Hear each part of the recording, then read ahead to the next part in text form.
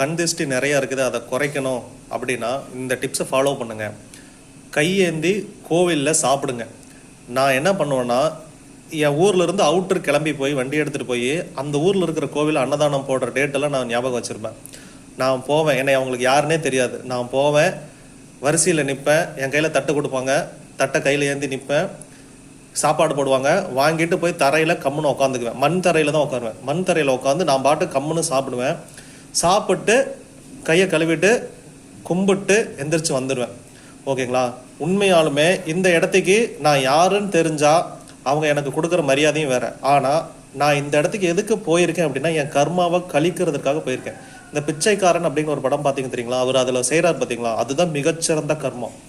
நீங்கள் சாப்பாட்டுக்காக கையேந்தணும், வரிசையில் நிற்கணும், பசியை உணரணும்.